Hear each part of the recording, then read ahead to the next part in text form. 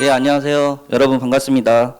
제10회 국가통계방법론 온라인 심포지엄 5번째 세션 자장을 맡은 한밭대학교 박성호 교수입니다.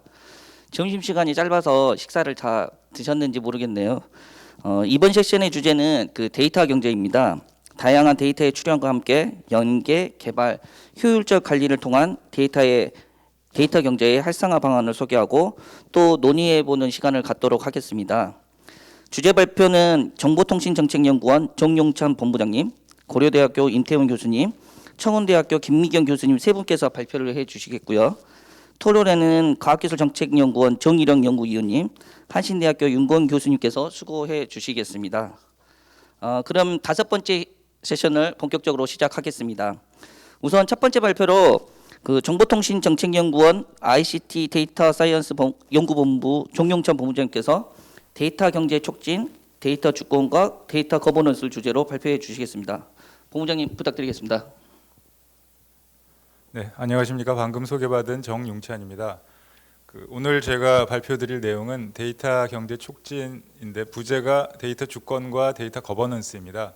사실 데이터 경제를 촉진하기 위해서는 여러 가지 예산적인 지원, 조직적인 지원도 필요할 텐데요.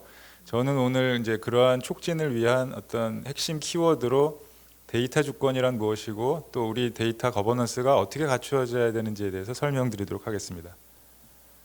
순서는 이제 데이터 경제에 대해서 약간 개관을 해보고요. 그다음에 데이터 주권, 거버넌스 순서로 말씀드리겠습니다. 이 작년에 이제 문화체육관광부에서 이제 조사하는 조사 결과입니다. 우리나라 사람들이 이제 여가 시간을 어떤 활동에 많이 보내고 있는가를 이제 조사한 건데요. 보시면 잘 아시겠지만 그래프가 좀 잘려 있습니다만 TV 시청에 가장 많은 시간을 보내고 있습니다.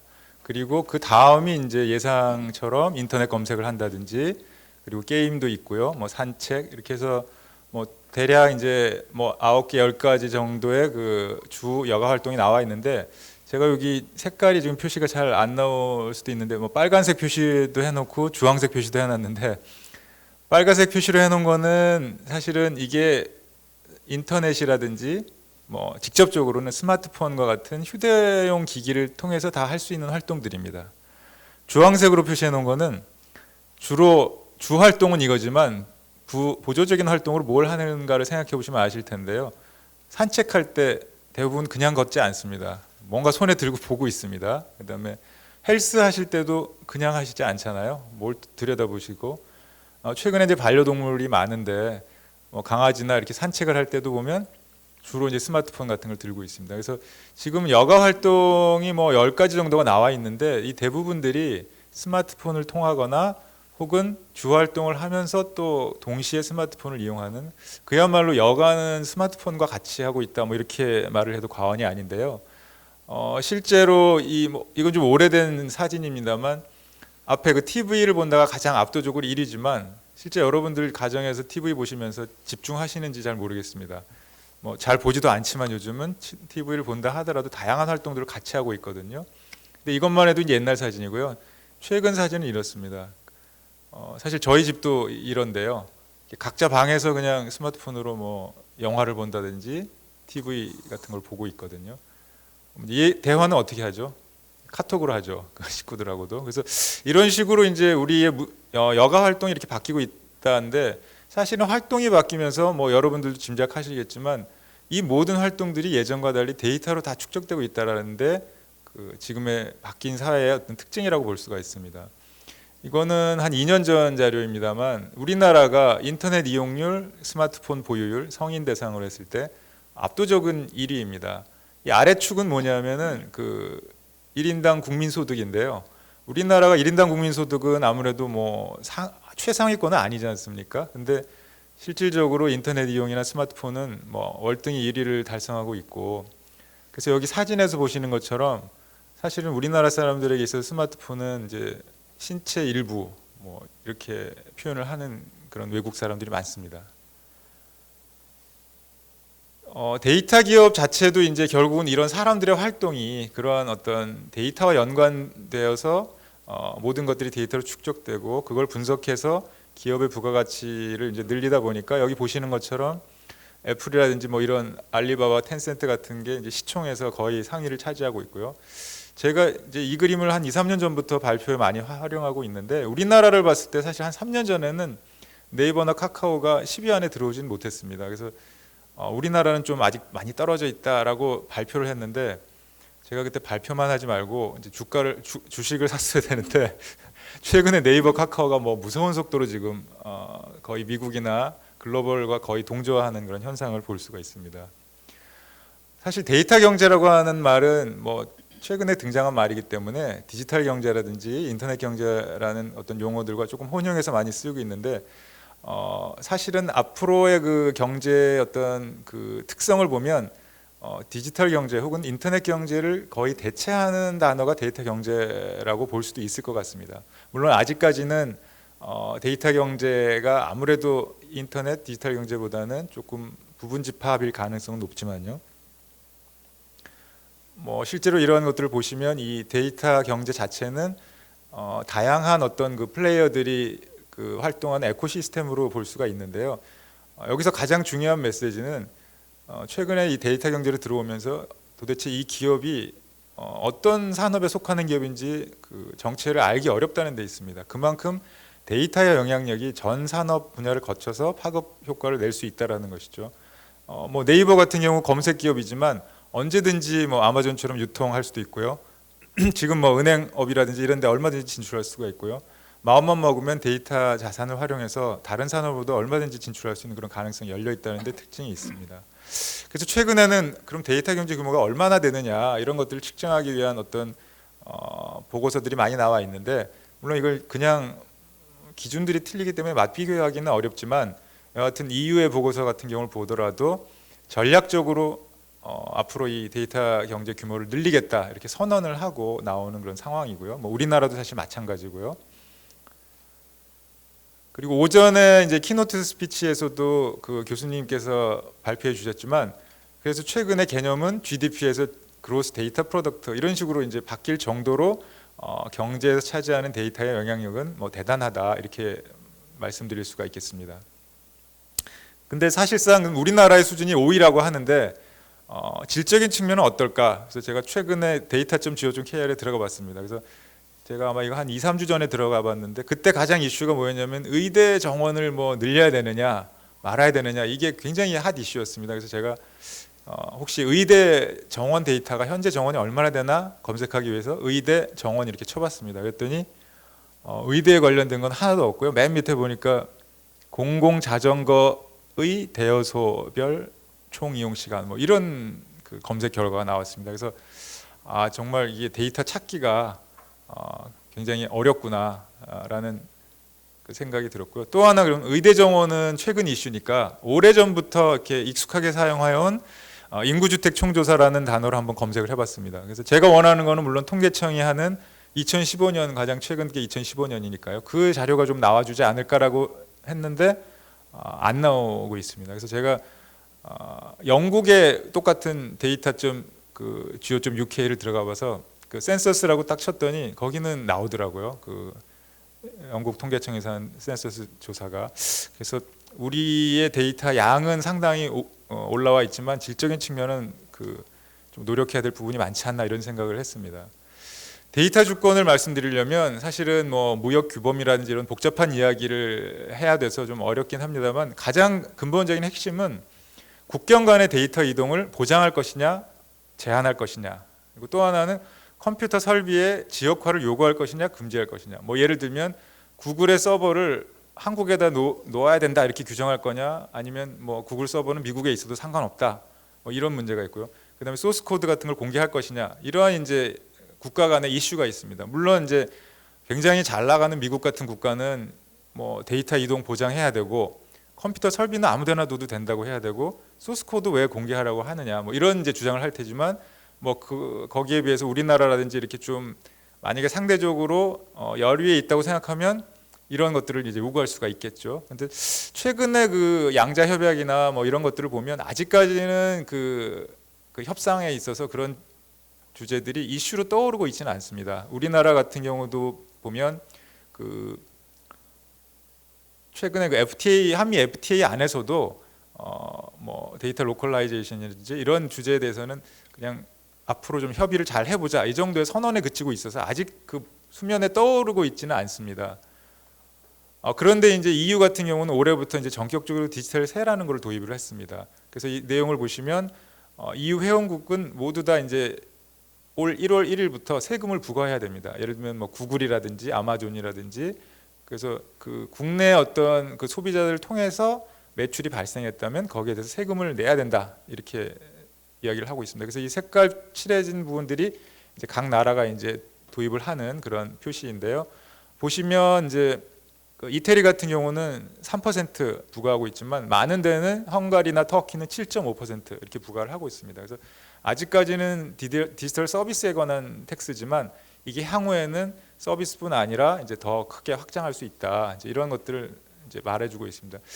그 근본적으로 이 디지털 세가 의미하는 바는 아직은 양국 간의 그 무역 협상에서 데이터의 이동이라든지 뭐 서버라든지 이런 것들에 관해서 그 본격적으로 조문에 올라와 있지는 않지만 유럽 같은 경우는 아무래도 이제 미국의 그런 대기업들, 데이터 기업들, 아마존이니 구글이니 이런 대기업들에 필적할 만한 유럽 내에 그런 기업이 사실은 없는 상황입니다. 그래서 거의 이거는 이제 그 굉장히 방어적으로 이제 나오기 위한 방책 중에 하나가 이제 디지털 세금이라고 볼 수가 있거든요. 그만큼 지금은 이제 무역 분쟁에 있어서 이게 이제 앞으로 큰 이슈가 될 가능성이 있다라는 것이죠. 한국도 마찬가지입니다. 방통위 같은 경우는 이제 그 여러 가지로 이제 그 유튜브라든지 넷플릭스라든지 이런 쪽에 뭐 그러한 행태들을 보면서 제재를 할 것인가, 뭐 과징금을 물릴 것인가 이런 것들을 상당히 고심하고 있는데 뭐 다른 나라도 마찬가지입니다. 프랑스라든지 EU 같은 경우에도 이런 것들을 계속 우리가 기사에서 볼 수 있는 것처럼 결국은 이 데이터라고 하는 게 앞으로는 어떤 주권의 차원에서 경제도 육성하는 거지만 또 보호해야 되는 어떤 그런 양면성을 띠고 있는 거라고 볼 수가 있습니다. 그래서 통상 데이터 주권이라고 이제 표현을 하지만 그거를 이제 조금 나누어 보면 개인 차원 혹은 기업 차원, 국가 차원에서 이슈들이 있을 수 있을 것 같습니다. 그 개인 차원에서는 최근 이제 가장 그 좀 핫하게 등장하고 있는 게 이 데이터의 가치는 누구로부터 나오는 것이냐, 뭐 이런 것들이 이슈가 됩니다. 결국 네이버나 구글이나 이런 데에서 데이터를 잘 활용할 수 있게 되는 거는 많은 사람들이 써주기 때문에 그런 거거든요. 그럼 이게 정당한 배분이 되는 거냐? 물론 이제 기업 입장에서 보면 지금 충분히 무료로 서비스를 이용하기 때문에 충분히 보상하고 있다 이렇게 설명할 수도 있지만 개인의 입장에서는 뭐 구글이나 이런 데 어마어마하게 돈을 버는데 더 분배해야 되지 않느냐 뭐라든지 뭐 이런 충돌이 생길 수가 있는 거고요. 그다음 기업의 입장에서는 또 그 상위 잘 나가는 기업들이 데이터를 많이 축적하면 시장에서 더 큰 가치가 생기기 때문에 갈수록 이게 양극화가 되는 것이 아니냐. 중소기업 차원에서는 이러한 데이터들을 좀 공동 활용할 수 없겠느냐. 뭐 이런 이슈들이 등장할 수가 있고요. 국가 간에서는 아까 제가 설명드린 대로 뭐 국경 간의 어떤 그런 데이터 이동 문제가 결국은 크게 확장을 하면 이제는 데이터 민족주의 뭐 이런 식으로까지 심각하게 사실은 생각하고 있는 것이고 그 가장 심각하게 생각하는 게 이제 말하자면 EU이겠고 EU는 항상 미국을 염두에 두고 있는 것이겠고요. 최근에 그 뭐 화웨이를 중심으로 한 미중 간의 무역 분쟁도 사실은 그 내면을 뜯어보면은 결국 이러한 데이터 주권의 문제라고 우리가 얘기를 할 수 있을 것 같습니다.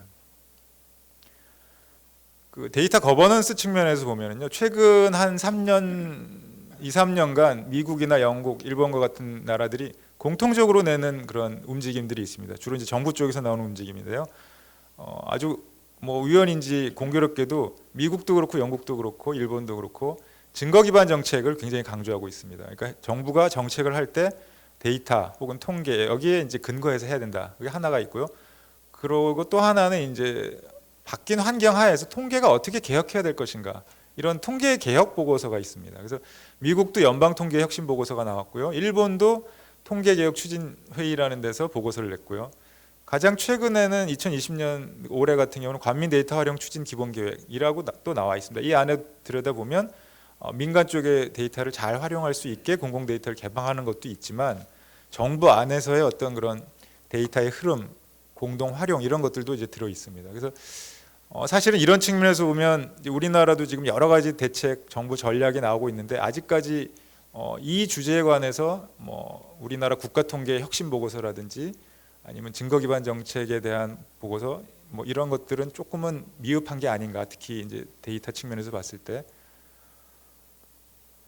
그래서 이제 출발점은 데이터 거버넌스를 어떻게 확립해야 되느냐의 그 관점에서 출발점을 보면, 뭐 아까 설명드렸듯이 우리나라는 법을 보든지 정부 조직을 보든지 어떤 측면을 보더라도 완전히 이제 분리되어 있는 상황입니다. 그래서 공공 데이터는 통계와 다른 별도의 어떤 조직, 프로세스, 통계는 통계 쪽만의 조직, 프로세스, 이렇게 되어 있습니다. 그래서 법안 안에 보면 통계법도 행정자료와 통계자료를 딱 이분하고 있습니다. 통계자료는 통계를 만들기 위한 자료, 행정자료는 그것이 아닌 것, 이렇게 딱 이분법으로 하고 있고요. 하지만 또 뒤쪽으로 가면 행정자료를 활용한 통계, 뭐 흔히 얘기하는 뭐 그 보고 통계가 해당되겠죠. 이렇게 또 돼 있습니다.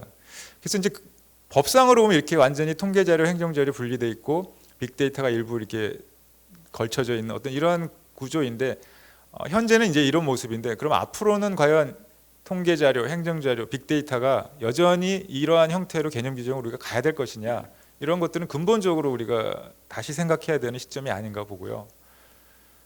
사실 이제 영국이나 미국 같은 경우 그 벤치마킹을 해보면 실질적으로는 이제 조직이 좀 통합돼 있다든지 아니면 조직이 미국처럼 분산형이라 하더라도, 여러분들 잘 알고 계시겠지만 미국은 주요 부처의 13개 부처가 그 각자의 부처에서 필요한 통계를 생산하는 완전 분산형으로 돼 있고요.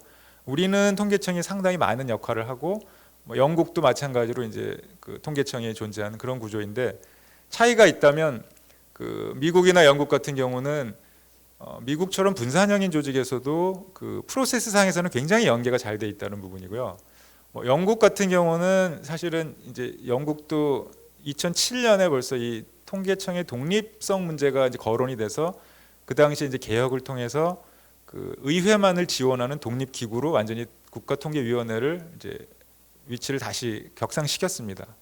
그래서 우리랑은 많은 차이가 있는데, 우리는 대표적으로 얼마 전에 통과한 데이터 기반 행정 활성화에 관한 법률을 보면 이 안에는 완전히 통계랑은 분리된, 사실은 통계법 안에 통계 기반 정책 평가랑 거의 모티브도 똑같고 취지도 똑같은데도 불구하고 과연 앞으로 이 두 개의 법에 의한 이 두 개의 제도가 어떻게 조화를 이루어 나갈 것이냐, 이거는 이제 풀어야 할 숙제라고 볼 수가 있습니다.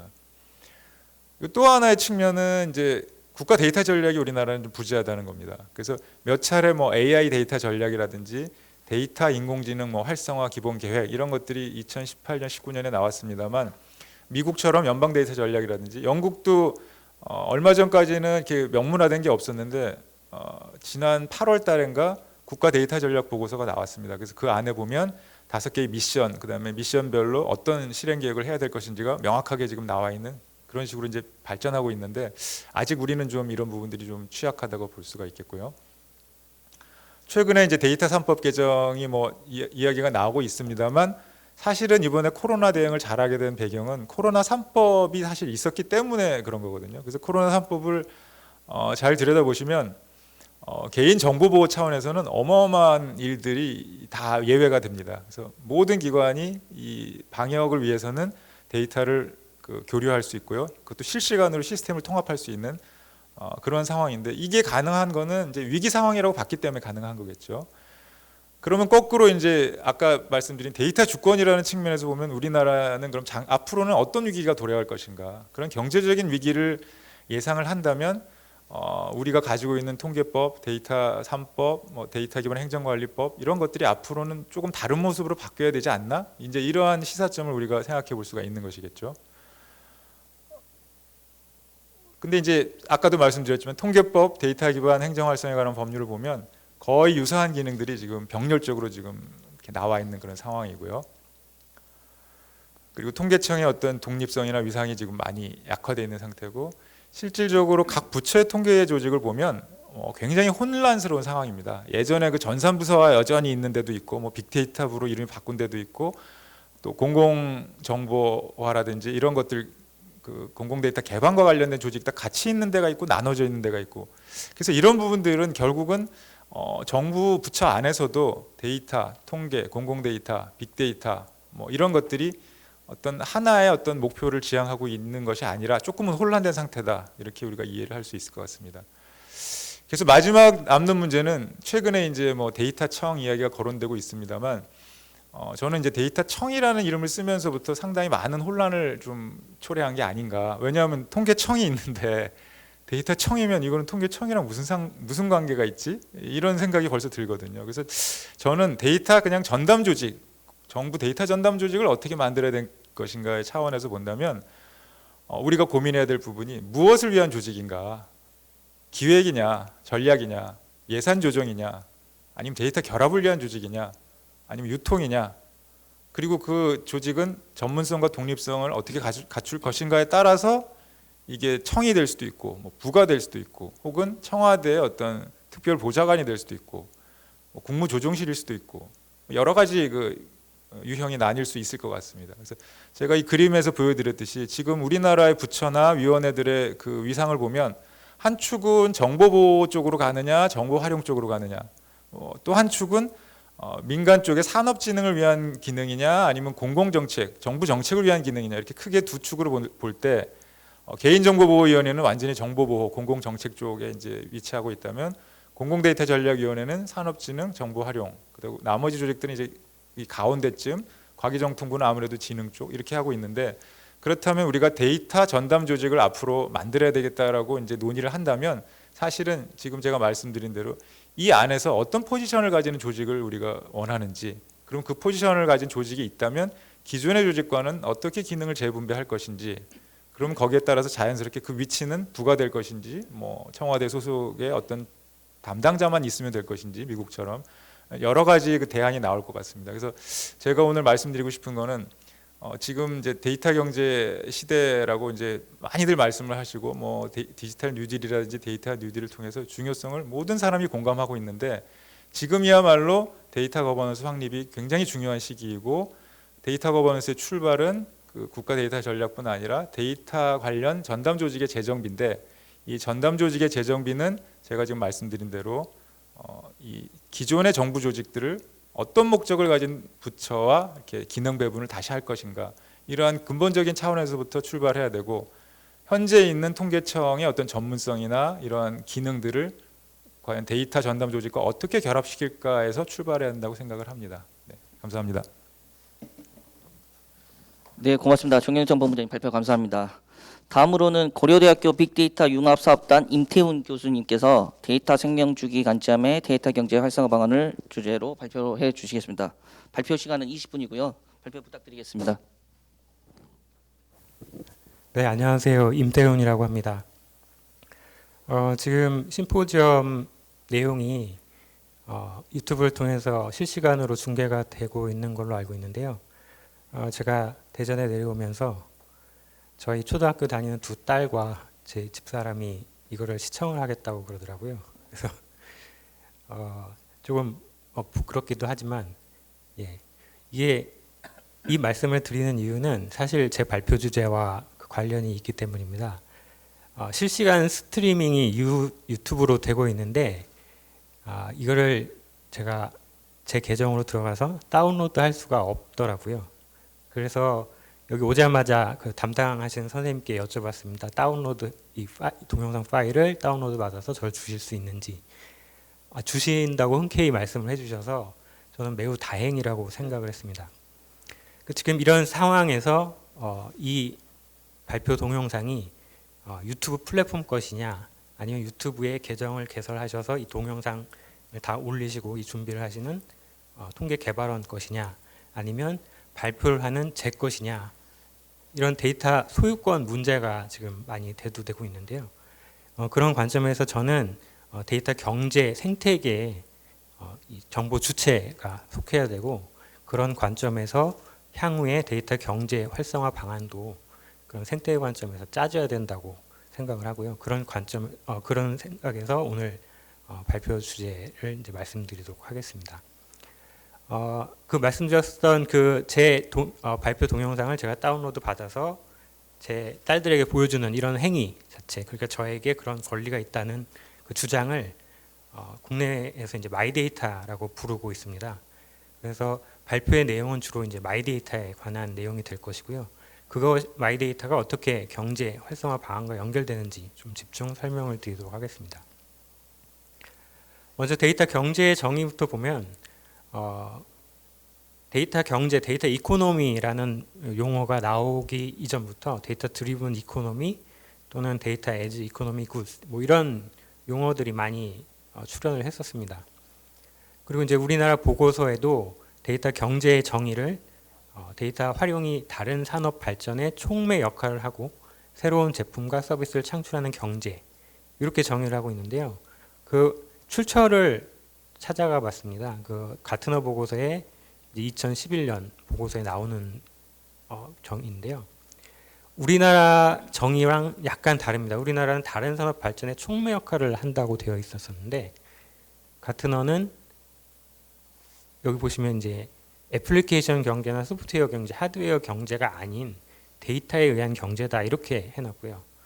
그 이유에서도 디지털 에코시스템인데 데이터가 수집되고 이렇게 정제되고 서로 교환되는 그런 네트워크 상에서 발전하는 디지털 에코시스템이다 이렇게 정의를 하고 있습니다. 뭐 정의하는 거는 그 나라의 사정이나 이런 게 다 다를 수가 있는데 제가 말씀드리고 싶은 거는 데이터 경제에 대한 정의가 다를 수 있다라는 거죠. 우리나라는 어쨌거나 다른 나라와는 다르게 다른 산업 발전에 촉매 역할을 하는 제품과 서비스 요거에 의해서 부가가치가 창출되는 경제라고 보고 있는 것입니다.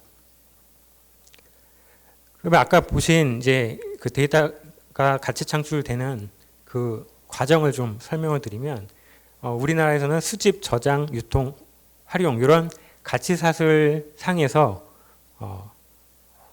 이 데이터 생명주기 상에서 데이터의 부가가치가 창출된다고 보고 있습니다.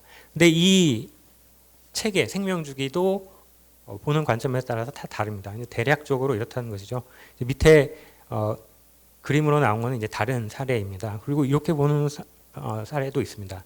그러니까 다 관점이 비슷하지만 조금씩은 다 다른 의견들이 있다라는 걸 이제 좀 말씀드리고 싶고요. 요거를 데이터 밸류 체인이라고 부르고 있다. 네, 이렇게 좀 설명을 드리고요. 그리고 현재 우리나라에서 펼치고 있는 데이터 경제 활성화 방안, 정책 방안들 무엇이 있는지 좀 말씀을 드리고 싶은데 크게 빅데이터와 마이데이터, AI 이렇게 구분이 되어 있습니다. 그래서 이 마이데이터와 빅데이터, 그 AI 이렇게 구분이 되어 있어서 이 데이터 경제 활성화 방안 전략 1에 보시면 데이터 가치 사슬 전주기 활성화해 놓고 체계적인 데이터 축적 및 개방, 그 양질의 데이터 유통 기반 구축, 개인 기업 사회 데이터 활용 확대 이렇게 되어 있고요. 아까 보신 가치 사슬별로 쭉 세 가지 정책 방안들이 나와 있습니다.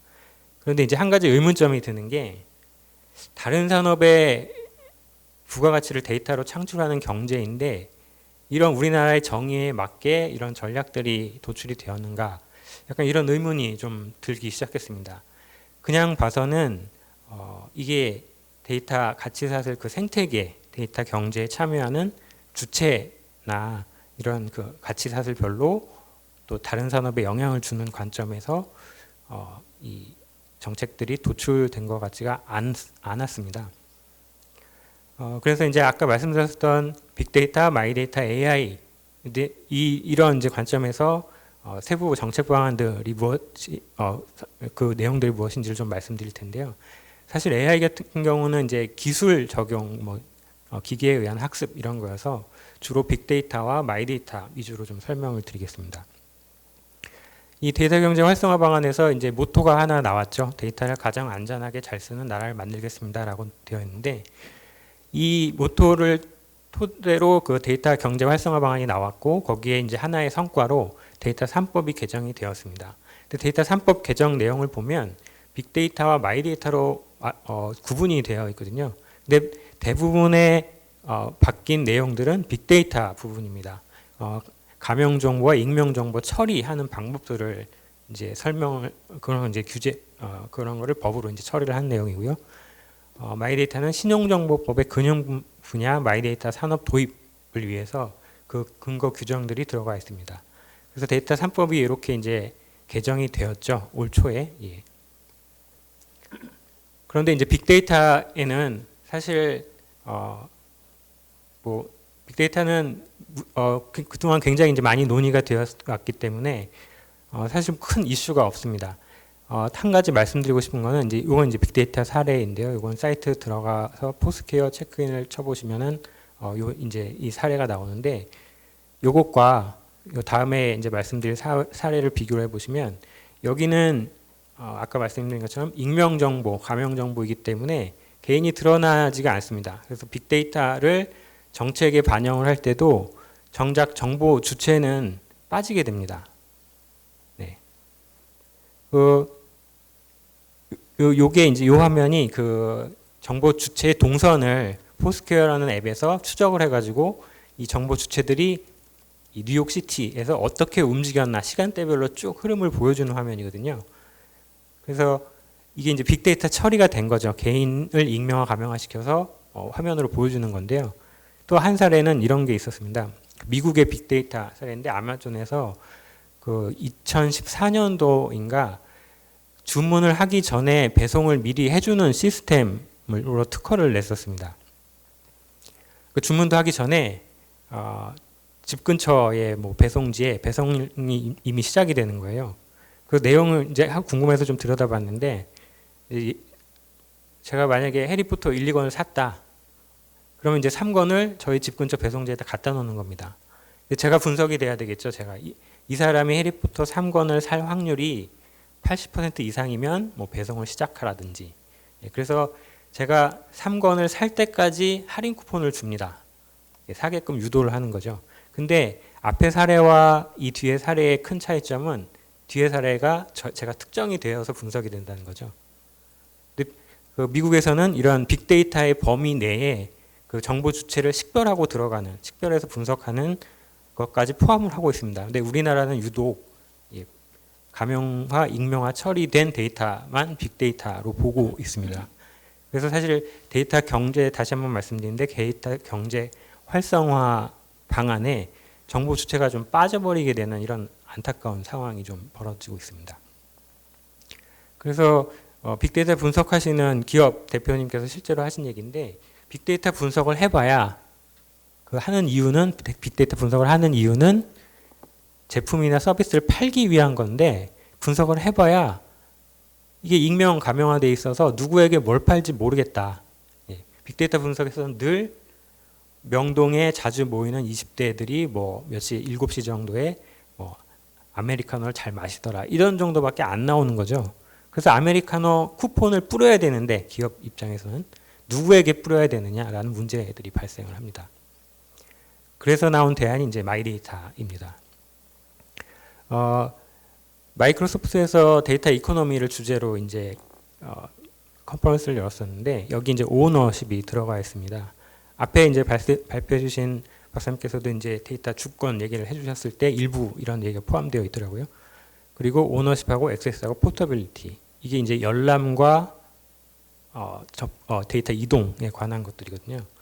마이데이터 배경은 이제 데이터 이코노미 속에서 이제 이렇게 이런 데이터 오너십 문제와 연결이 되어 있습니다. 그 싸이월드가 폐쇄가 되었죠. 잘 아실 텐데 여기에 올렸었던 제 글들 그리고 뭐 미니미 뭐 그 도토리 이런 것들 다 회수할 방법이 없습니다.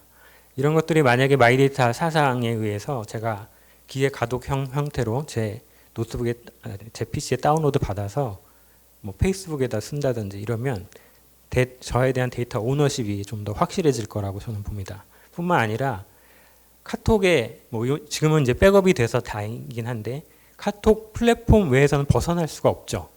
카톡방 하나만 열어보시면 거기 뭐 온갖 제 잡다한 기록들이 다 들어가 있습니다. 이 사람 뭐 하는 사람인지 거의 알 수 있어요. 그리고 내비게이션 휴대폰 바꾸시면은 내비게이션 갈아타기도 하는데 거기에 쌓였었던 데이터를 다 제가 소유를 할 수가 없습니다.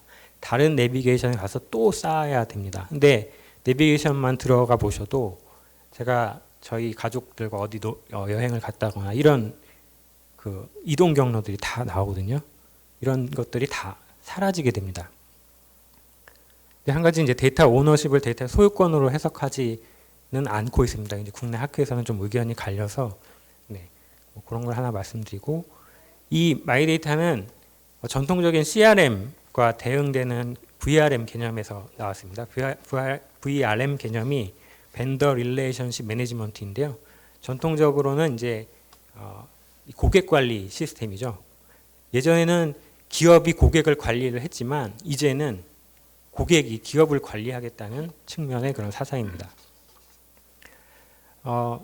저는 마이데이터에서 그 다운로드가 굉장히 중요하다고 생각을 하는데요. 좀 이해하기 쉬우시게 제 사례를 좀 말씀을 드리겠습니다. 이 옥션 사이트입니다. 예, 옥션 사이트에 지금은 없는데 저렇게 엑셀 다운로드 버튼이 있었어요. 저 엑셀 다운로드 버튼이 뭐에 쓸 수 있을까? 제 경험을 좀 말씀드릴 텐데, 저 엑셀 다운로드 버튼을 누르면 제가 언제 어떤 품목을 주문을 했고, 뭐 언제 취소를 했고, 구매가 어떻게 일어났고 그런 것들이 쭉 그 엑셀 파일로 다운로드 받아지거든요. 근데 제가 한 10여 년 전에 이제 저희 첫째 딸을 낳았었습니다. 그래서 저희 집사람하고 저하고 이제 맞벌이를 하게 되었었는데 집사람이 기저귀값, 분유값을 안 주는 거예요. 예, 제가 계속 인터넷 들어가서 이걸 주문을 했습니다. 근데 양육비를 절 줘야 되는데 안 주는 겁니다. 그래서 제가 용기를 내서 반반 부담을 합시다. 그랬더니 집사람이 뭘 샀는지 결제를 올리라고 하더라고요. 그래서 뭐 인터파크 뭐 이거 말씀드려도 되나? 뭐 이런 오기네 이런 데 사이트에 전부 들어가서 마우스로 긁어가지고 엑셀에 붙였더니 뭐 난리도 아닌 겁니다. 막 난잡하게 막 그림도 붙고 뭐 필요 없는 정보도 막 붙고 그랬습니다. 그런데 옥션에 이 버튼을 딱 눌러봤더니 너무나 깔끔하게 쫙 정리가 돼서 다운로드 받을 수 있었고 제가 그 정렬을 필터를 눌러가지고 기저귀랑 분유만 딱 뽑아서 집사람에게 결제를 올려서 양육비를 받아낼 수 있었습니다. 이렇게 활용을 할 수 있거든요. 그러니까 구매한 그 정보 주체에게 데이터를 돌려주는 것이죠. 실제로 아마존이나 이베이 들어가 보시면 히스토리 리포트를 발행을 해줍니다. 기계 가독 형태의. 근데 우리나라는 그런 게 전혀 없죠. 그리고 그 구글이나 페이스북에 들어가셔서 내 정보 다운로드 그걸 치시면 다 다운로드 받으실 수 있습니다. 좋아요 누른 거, 뭐 친구들에게 글 남긴 거, 일정표 이런 거 다 다운로드 받으실 수 있고 다른 앱과 호환되게끔 또 준비를 하고 있습니다. 그 이제 추후에 나올 텐데요. 그래서 마이데이터는 국내외로 이렇게 각광을 받고 있는 거고요. 사례에 나올 겁니다. 이제 이 미국 공공 분야의 이제 의료 분야의 그 스마트 버튼이 가장 중요한 마이데이터의 사례입니다. 이 블루 버튼 밑에 그 퇴역 군인청 홈페이지인데요. 퇴역 군인들이 이 홈페이지에 들어가서 저 블루 버튼을 누르면 미국 전역의 병원에서 진료받은 기록들을 기계 가독 형태로 앱으로 또는 PC로 다운로드 받을 수가 있습니다. 그러면 제가 이거를 그 중에 필요한 항목들만 보험사에 보내든다든지 해서 이 보험금을 제 계좌로 넣어주는 거죠. 그러니까 보험회사에 직접 갈 필요도 없고 우리나라는 어떻죠? 그 병원 업무과 가셔서 종이된 거를 집에 갖고 오셔서 이 사진으로 휴대폰으로 이렇게 사각 테두리 잘 예쁘게 맞추셔가지고 카톡이나 문자로 보내시잖아요. 보험사 담당자에게. 근데 예전만 해도 그걸 팩스로 보냈죠. 그래서 막 찌그러지고 안 들어왔어요. 다시 보내세요. 그 절차가 간소화된 게 이제 문자로 보내거나 카톡으로 보내는 거였습니다. 그런데 왜 굳이 이래야 되느냐? 예. 병원 서버에 저장되어 있는 내역을 그냥 제가 저한테 다운로드 받았다가 보험회사에 주면 되는 것이죠. 그러면 보험사 지금 같은 경우는 이 사진으로 받으면 그거를 보험 담당자분이 그걸 보고 또 숫자를 또 쳐 넣어야 돼요. 그랬다가 0을 하나 더 쓰거나 덜 쓰면 보험료를 제가 더 받거나 덜 받거나 막 이런 오류들도 발생하게 됩니다. 굳이 이러지 않아도 된다라는 사상이죠. 그리고 이제 아까 말씀드린 페이스북, 구글 케이스고요. 우리나라에서도 다운로드 받을 수 있는데 우리나라 포털들은 이런 기능들이 없습니다. 그리고 말씀드린 것처럼 페이스북, 구글, MS, 트위터는 이미 2017년도인가쯤부터 다른 플랫폼에서도 이 데이터를 쓸 수 있게끔 이 호환 표준화 작업들을 하고 있습니다. 그리고 올해 초에 애플도 콧대노턴 애플도 이제 여기 참여하게 되었죠. 그러니까 쉽게 말씀드리면 구글의 일정표를 MS 일정표에다도 쓸 수가 있는 겁니다. 그러니까 싸이월드에서 쓰셨었던 기록들을 제가 다운로드 받았다가 다른 플랫폼에서도 쓸 수 있는 것이죠. 네, 우리나라 사례에는 이제 연말 정산 간소화 이런 것들이 있고요. 제가 올 초에 이제 그 이직을 하게 되었는데 이전에 있었던 과학기술정보통신부에서 마이데이터를 담당을 해서 정책을 수행을 하다가 이제 학교로 좀 옮기게 되었는데요. 그때 이제 마이데이터를 통해서 했었던 일들이 이런 것들입니다. 그리고 과기부에서 이제 그런 마이데이터 지원 사업이 있었고요. 그리고 금융위에서 이제 신용정보법이 통과가 되면서 금융 마이데이터 산업이 본격 시작이 되고 있습니다. 그리고 행정안전부에서도 이제 마이데이터를 이제 적용을 하고 계시는데 민원24에서 PDF로 그 가족관계증명서나 이런 걸 떼시잖아요. 그런 것들이 이제 파일 형태로 스마트폰에 저장이 될 수 있는 그런 개념들입니다. 그래서 이거를 그 파일 그대로 제출하시는 거죠. 이걸 굳이 출력을 해서 PDF를 어디다 갖다 내실 필요가 없는 겁니다. 파일 다운로드를 받으셔서 그 중에 필요한 데이터만 넘겨주면 되는 것이죠. 네.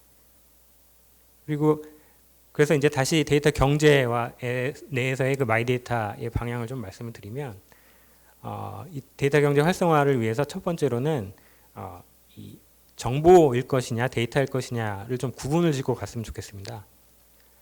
데이터 3법 해놓고 법명에는 신용정보법, 개인정보보호법, 정보통신망법 이렇거든요. 그 데이터 3법이라 해놓고 법명은 정보예요. 그리고 마이데이터로 해놓고 거기는 본인정보 또는 개인정보 이런 용어들을 쓰고 있습니다.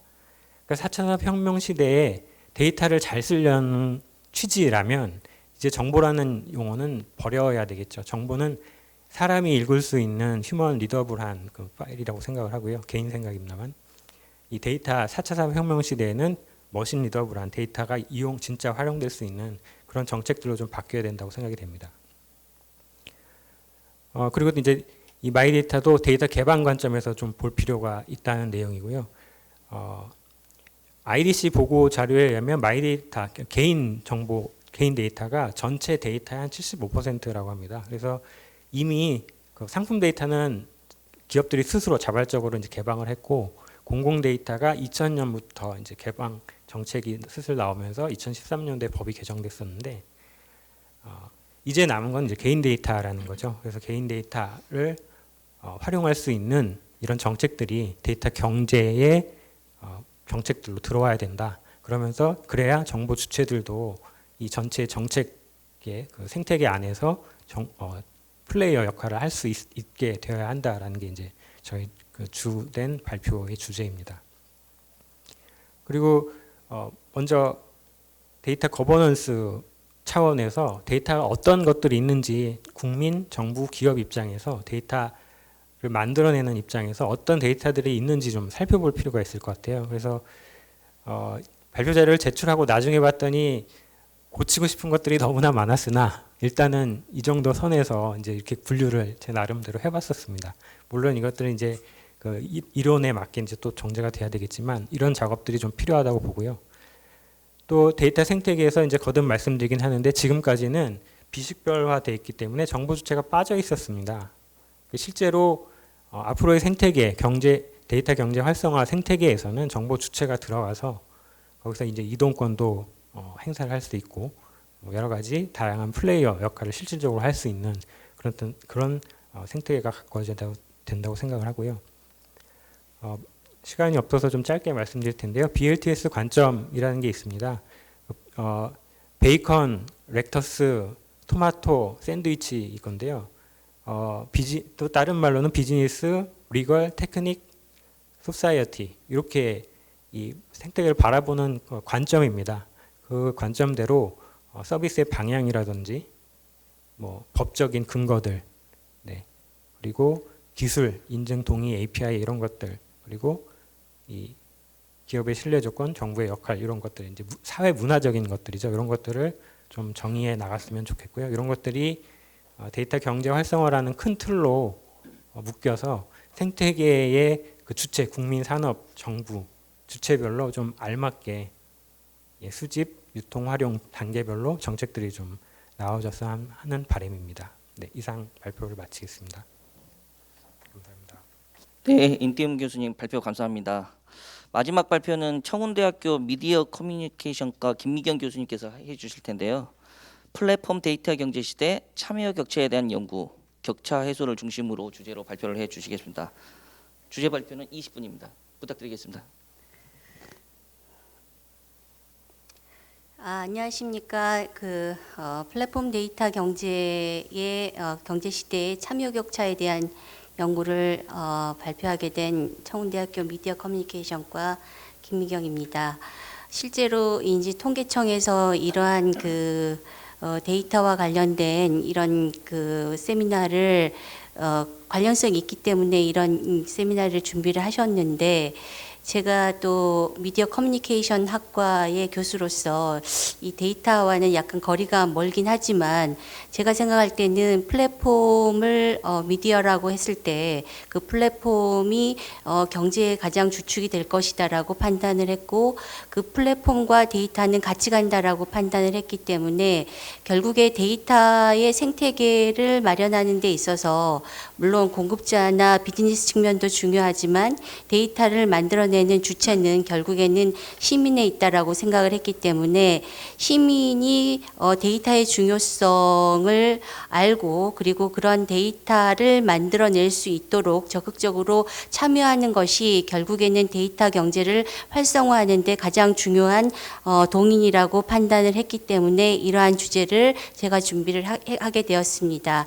그래서 이러한 각각의 시민들이 생각하는 디지털 격차가 이제 조금 더 구체적으로 진행이 되어 있는 상황에서는 어떤 접근 격차나 또 활용 격차가 더 진행이 되게 되는데, 이 활용 격차 부분에서 이 데이터를 생성해낼 수 있고 또 데이터의 알고리즘의 통제에 대한 인식에 대한 어떤 격차에 따라서 이 경제에 대한 또 참여와 또 그 활성화에 중요한 영향력을 미칠 수 있을 거라고 생각을 했기 때문에 이 격차의 연구를 진행하게 됐습니다. 제가 참여에 대해서 굉장히 중요하게 생각을 하면서 이 참여에 대해서 세 가지 상반된 연구를 제시를 하고 있습니다. 먼저 이제 참여의 초기 연구에서는 이용자의 접근과 이용을 용이하게 하기 때문에 디지털 미디어가 대중들의 참여를 증가시킬 거라고 주장하는 입장이 있고, 회의적인 관점에서는 아무래도 이제 서핑하는 시간을 많이 단축하게 되기 때문에 또 사람들이 오히려 또 참여하지 않을 거다라는 그러한 회의적인 관점도 있고, 마지막으로는 결국에 이제 마지막 부분이 이 격차를 증가시킬 거다라는 건데, 결국에 데이터를 활용할 수 있고 또는 인터넷을 디지털로 활용할 수 있는 사람의 혜택이, 그들의 이익이 고착화되면서 격차라는 것이 더욱더 강화될 수밖에 없다라는 그러한 입장을 가지고 있습니다. 그래서 이제 디지털 미디어라고 이제 저는 여기서 제시를 하고 있는데, 디지털 미디어에서 참여라는 것은 결국에는 정치적인 맥락에서는 이 공적인 일에 대한 개인적이고 집단적인 참여로 정의하고 있고, 또 문화적인 맥락에서는 이제 우리는 헨리 젠킨슨 얘기를 굉장히 많이 하는데, 이거는 이제 생비자를 얘기를 하는 것입니다. 생비자라는 것은 생산자와 소비자의 줄임말인데, 결국에 이 데이터 경제에서의 시민도 결국에는 생산자이면서 동시에 소비자가 될 것이라는 얘기입니다. 그리고 그들이 데이터에 대한 효율성과 데이터의 필요성에 대해서 인식을 전환시킨다라고 했을 때에는 데이터 경제의 적극적인 어떤 진화가 이루어지게 될 것이다라고 저는 믿고 있습니다. 그래서 경제적인 측면에서 처음에 말씀드렸던 것처럼 이 온라인 참여는 데이터 경제와 공유 경제의 맥락에서 굉장히 중요하고, 그런 부분에서 여러 가지 이제 앞에 분들이 이제 데이터의 생산 부분이나 이런 것들에 많이 주권 얘기를 많이 하셨는데, 결국에 이제 온라인 환경에서 개인이 어떤 수동적인 소비자 역할을 넘어서 교환된 상품에 대한 책임과 소유권을 채택하는 방향으로 이렇게 진화할 수 있다라는 것을 우리는 강조할 수 있을 것입니다.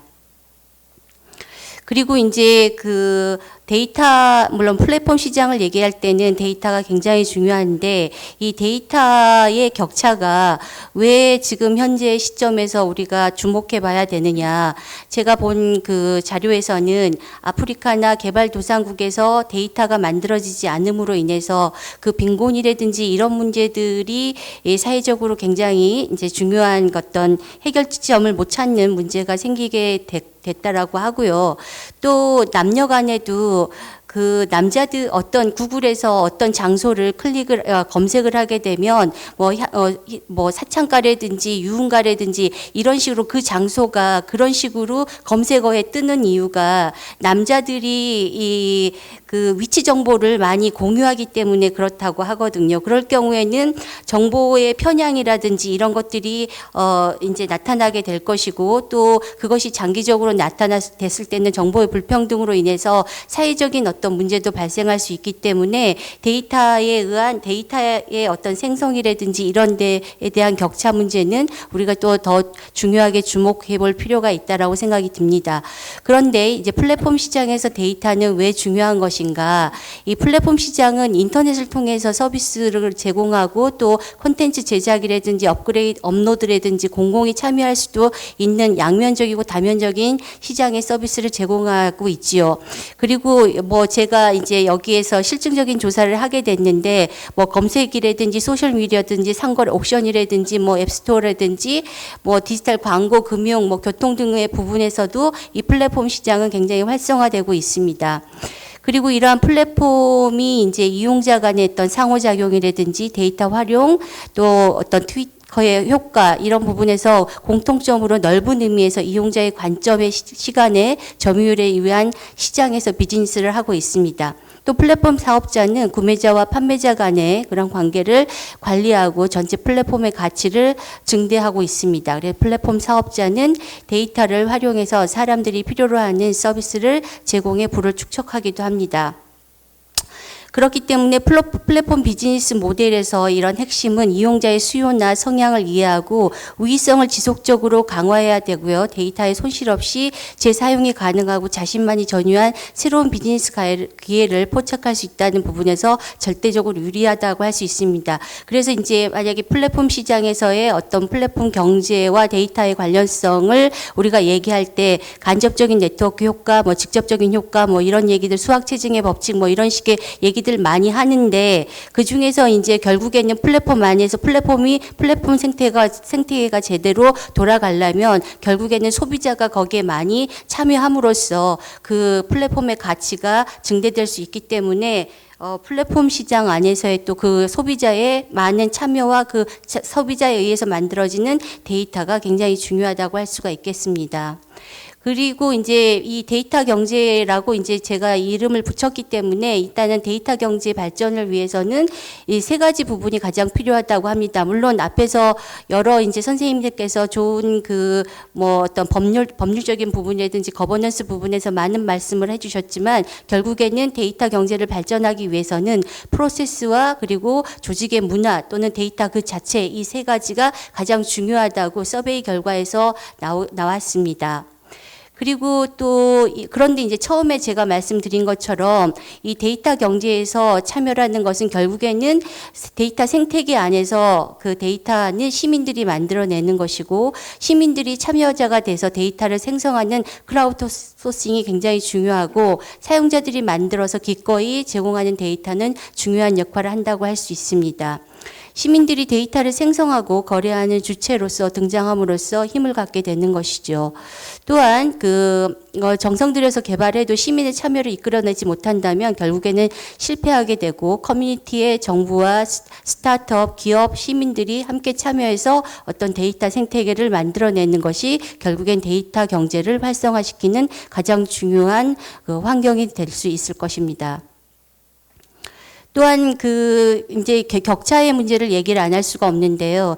처음에도 여러 번 설명했듯이 이 격차가 만약에 있게 되면은 이제 뭐 남녀 간의 격차, 인구 생태학적인 그런 격차뿐만 아니라 또는 어떤 접근 격차라든지 또는 이용의 격차라든지 활용의 격차라든지 이런 격차가 생기게 되면 데이터를 생성해내는데도 격차가 발생하게 되고 동시에 또 이러한 알고리즘에 대한 또 통제라든지 이런 부분에 대한 또 인식이 부족하게 되면 또 어떤 그 불평등이 더욱더 심화될 수 있다라고 할 수가 있겠습니다.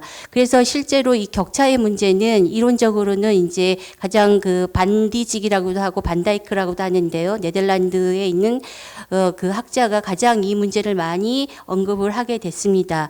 그리고 이제 그런 얘기들을 이제 이 다음 부분에 이제 제가 조금 정리를 해놓고 있는데요. 여기에 조금 그 글이 내용이 조금 정확하진 않지만 결국에는 불평등이라는 것이 격차에 의해서 심화되고 그 심화되는 그 불평등이 어떤 정보의 빈곤으로까지 나갈 수도 있다라는 것입니다. 그래서 첫 번째 파란색 그림은 반디직의 모델인 것이고 그 나머지 다 동그란 거는 일종의 그 정보의 빈곤이라는 것이 개인의 문제부터 시작해서 어떤 커뮤니티에 또는 여러 가지 이제 정보의 문제까지 종합적으로 구조적으로 발생함으로 인해서 정보 빈곤의 그 격차는 더욱더 벌어질 수밖에 없다라는 얘기를 하고 있는 것입니다.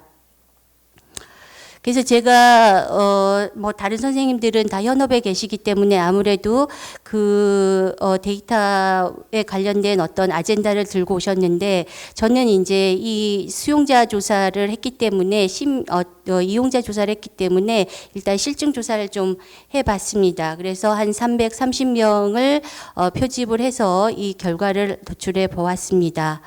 그래서 지금 내용을 보시면은 제가 조사한 인구 통계학적인 특징이 이렇게 나와 있고요. 그리고 또 이제 신뢰도를 좀 측정을 해서 어느 정도 이제 7.0 이상 된다고 봤고 하나가 규범적인 동기 하나가 조금 낮게 나왔는데 일단은 이거는 꼭 필요한 변이라고 생각해서 포함해서 내용을 한번 분석해 봤습니다. 그래서 이 결과를 좀 보시면은 이거는 이제 나온 표고요. 그 결과를 제가 이런 식으로 좀 정리를 했습니다. 제가 그 글씨가 좀 내용이 많아가지고 글씨가 좀 작게 나와서 제가 제 프린터물을 좀 보고서 설명을 드리도록 하겠습니다. 그 지금 플랫폼 경제 참여 격차와 성과에서 제가 조사한 거는 사회 통계적인 속성이 플랫폼의 이용 동기와 플랫폼의 태도에 어떤 영향을 미치는지, 그리고 이제 사회 통계적인 속성에 의해서 데이터 접근 격차나 역량 격차, 그리고 생성 격차, 통제 격차에 어떤 영향을 미쳤는지, 그리고 플랫폼의 태도는 이 격차들에 어떻게 영향을 미쳤는지, 그리고 마지막에 이러한 접근 격차와 이런 격차들이 사회적인 경제적인 성과와 비경제적인 성과에 어떻게 영향을 미쳤는지 살펴보았습니다. 그래서 연구 결과 먼저 보시면은 선행 연구에서는 거기 표에 마이너스 플러스라고 나와 있는데 그 선행 연구에서는 연령이 적을수록 그다음에 성별 간에도 격차가 좀 있는 것이고요. 그다음에 인종이 소수일수록 그다음 교육이 높을수록 수입이 높을수록 도시성이 높을수록 데이터의 참여 행위가 높은 걸로 나타났는데 제가 연구한 결과는 이렇게 수치는 이렇게 나왔고요. 그리고 그 연구 결과에 대한 결과는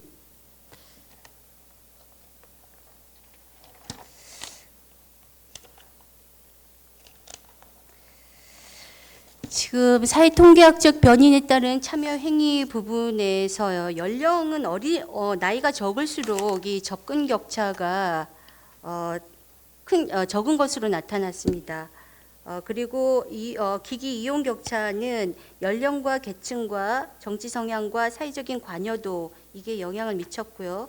플랫폼 이용 격차는 연령과 계층과 사회적인 관여도, 그다음에 데이터 생산 격차는 도시성, 연령, 교육 수준, 정치 성향, 사회적인 관여도, 데이터 통제 격차는 연령과 계층, 정치적인 성향, 사회적 관여도 이렇게 나왔는데 이 지금 그 격차 부분에서 가장 큰 사회 인구 통계학적인 속성은 연령이 어릴수록 이 격차가 적은 걸로 나타나고 있습니다.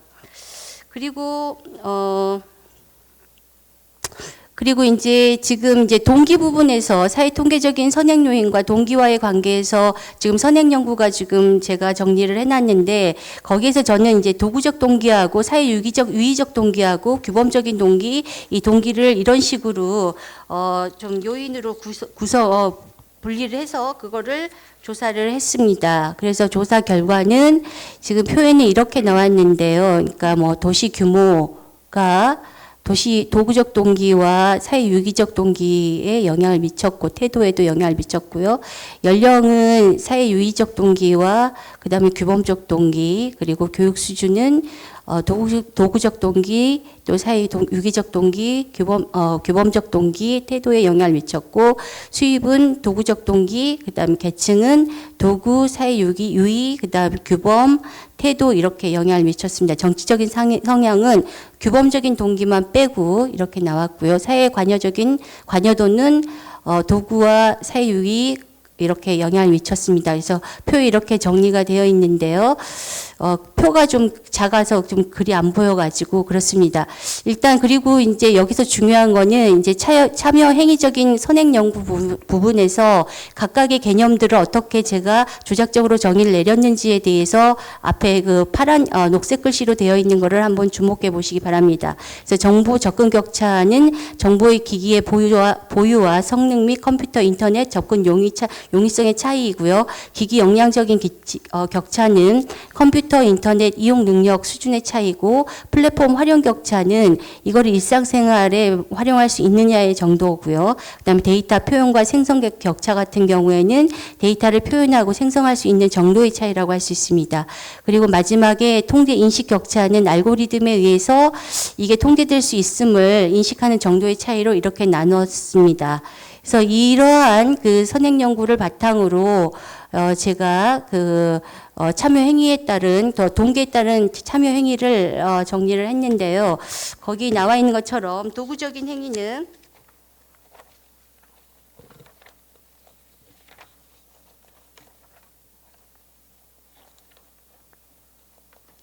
글씨가 잘 안 보여요. 너무 글씨가 작게 써져가지고.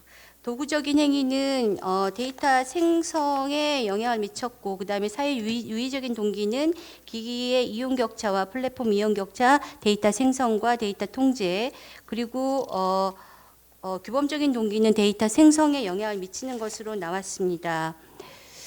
그래서 지금 이제 마지막으로 참여 행위와 성과와의 관계, 격차와 성과의 관계를 보면 그것에 대한 결과는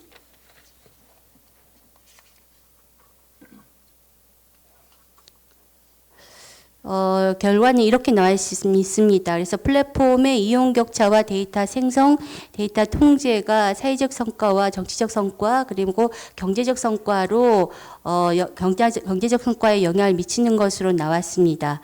그리고 이제 실제로는 이제 사회, 정치, 경제 제가 따로따로 정리를 했는데 이거를 총괄해서 그냥 경제적인 성과라고도 선행 연구에서는 보고 있었습니다. 그리고 이제 참여 행위 부분에서 비경제적인 성과는 플랫폼의 이용 격차와 데이터 생성과 데이터 통제가 영향을 미치는 것으로 나왔습니다.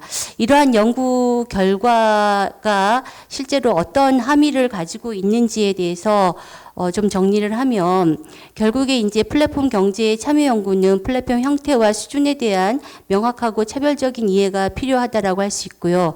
사회 통계적인 속성에 따라서 참여 격차를 야기하며 참여 격차는 참여 성과의 격차를 촉발시키고 있고 이러한 격차는 사회와 공동체와 개인에게 누적되어서 불평등이 심화된다고 할 수 있습니다. 따라서 도시성이나 연령, 계층, 학력, 정치적인 성향, 사회적 관여에 따른 격차를 감소시키기 위해서 지역과 노인 또는 저계층 또 저학력, 보수적인 정치 성향, 저관여층에 대한 참여 행위를 위한 데이터 리터러시를 수행하는 것이 필요할 것이라고 보여집니다. 근데 이제 여기서 이제 데이터 격차 이제 지금 현재 이제 데이터의 참여 격차는 결국에 요즘 이제 더 이상의 불편함이 아니라 이게 불이익과 관계되는 문제이기 때문에 이 데이터 경제를 촉발시키기 위해서 그 사회 전체의 구조와 또 그 구조를 지탱해 줄 수 있는 생태계를 생태계의 원활한 그 균형감을 맞추기 위해서 시민들의 데이터 리터러시가 반드시 필요하다라고 보여집니다. 그리고 뒷부분에 정리해 있듯이 데이터 리터러시에는 또 플랫폼 알고리즘에 대한 리터러시도 포함되는 것이고 또 프라이버시라든지 이런 문제들에 대한 교육도 필요할 것이라고 보여집니다. 조금 더 자세하게 설명이 되어 있는데요. 일단 이렇게 하고서 내용을 마치도록 하겠습니다. 감사합니다. 네, 김미경 교수님 발표 감사합니다. 이상으로 저희가 이제 주제 발표 세 분을 모셔서 이제 모두 다 들었는데요. 다음은 이제 토론을 진행하도록 하겠습니다. 먼저 그 과학기술정책연구원 신산업전략연구단의 정일현 연구위원께서 발표와 관련된 논평을 해주시겠습니다. 부탁드리겠습니다. 네, 감사합니다. 과학기술정책연구원 정일영입니다. 오늘 세 분의 발표자께서 굉장히 다양한 관점으로 데이터 경제에 대해서 말씀 주셔서 저도 되게 많은 부분을 배웠고요.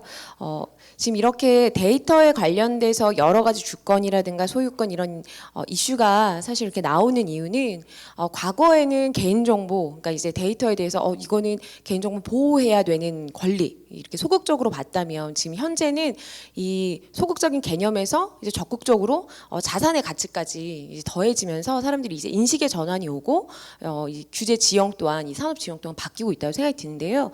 단적으로 데이터 산업 규제 지형 보시면 과거에는 정부가 이제 기업이 서비스를 제공하기 위해 개인에게 취득했던 데이터를 혹시라도 잘못 사용하고 있지는 않은지 정부 이제 감시하는 정도였다면 지금은 정부가 이제 지금 과거의 그 역할에 더해서 이젠 기업과 협력해서 데이터 산업을 진흥해야 되는 이제 이러한 좀 이중계약 같은 이 상황에 놓여 있습니다. 그래서 아까 정영천 본부장님도 이제 마지막에 데이터 거버넌스 얘기해 주시면서 정보 보호와 활용 이렇게 다 나눠져 있는 지금 부처가 나눠져 있고 우리가 만약에 부처를 다시 세운다면 그 전략적인 포지션을 고민해 봐야 된다라고 했는데 근데 그만큼 사실 정부의 역할이 지금 굉장히 중복적으로 있기 때문에 지금 여러 가지 이슈가 발생을 하고 있다고 생각을 합니다.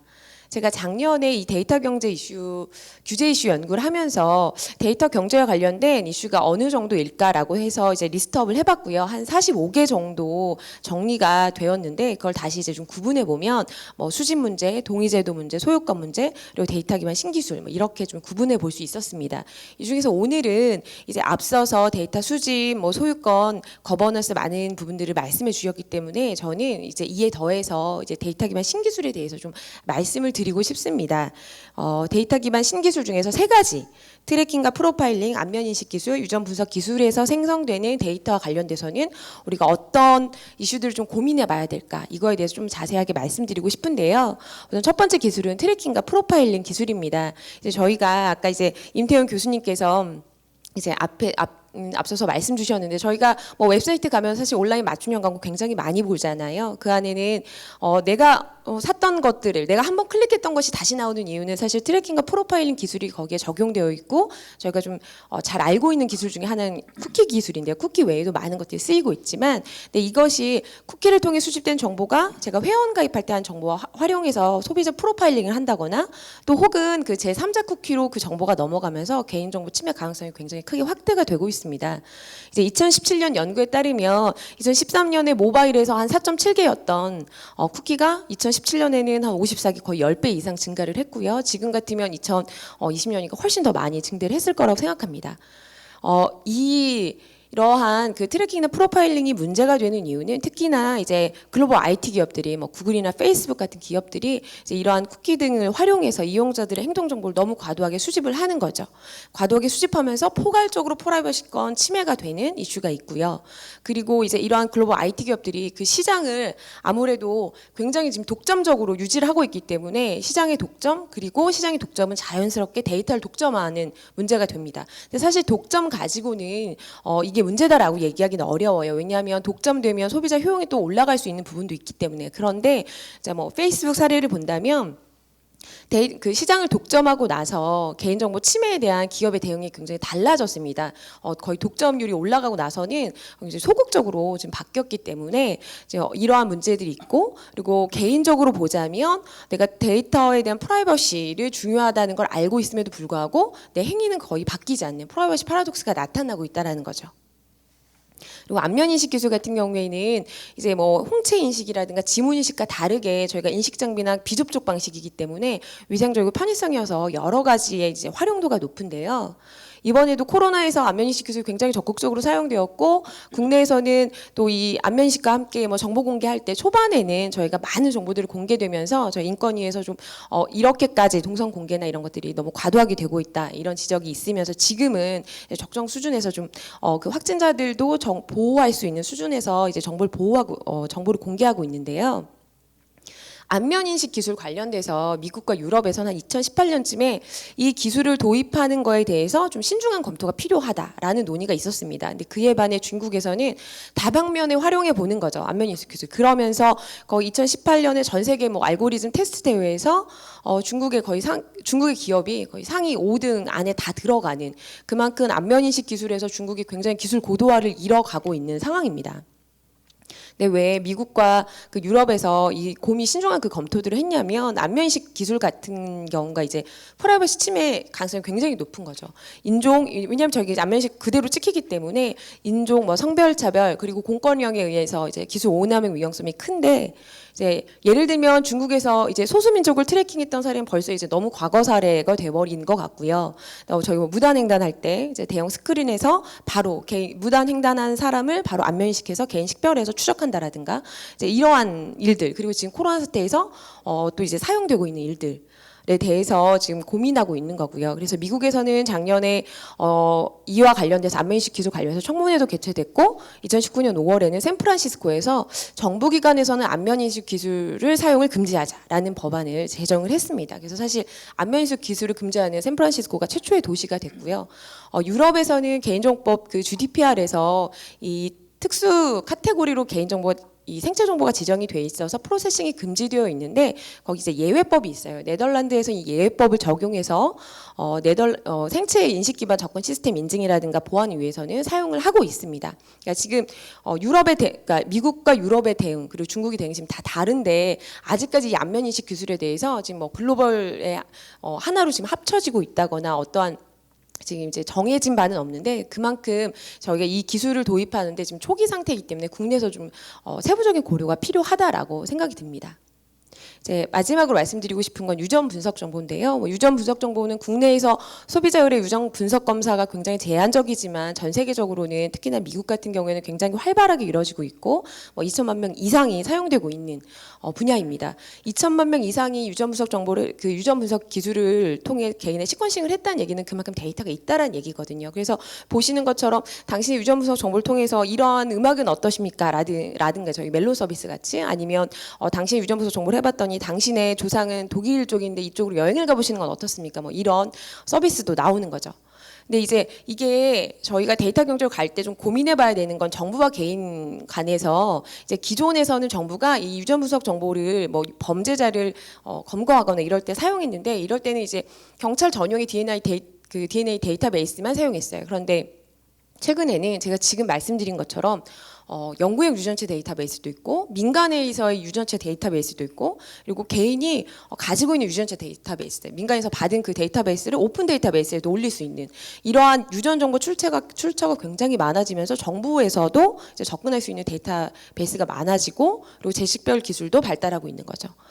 근데 이게 사실 미국에서 지금 굉장히 2018년에 회자됐던 이유는, 저희 국내에서 꼭 살인의 추억처럼 30년 미제 사건이 이 미제 사건의 용의자가 그 십촌 그 친척이 이 오픈 데이터베이스에 자신의 유전체 정보 올리고, 이것을 정부가 활용해서 미국 정부 활용해서 범죄자를 검거를 했거든요. 근데 이때 이제 미국의 패밀리트리 DNA가 FBI와 이제 유전체 정보를 공유하고 있다는 사실도 밝혀지면서, 정부가 얼마만큼 그 개인정보 유전 분석 정보를 사용할 수 있지, 아무리 오픈 데이터베이스라도 뭐 이제 이런 논의들이 있었습니다. 이제 그래서 유전 정보 관련돼서는 뭐 미국에서도 사실은 미국이나 유럽 연합에서나 아직 그 유전체 정보의 그 보호를 어떻게 할 것인지에 대해서 사실 아직까지 합의나 뭐 법령에 지금 되어 있는 것은 없는 상황입니다.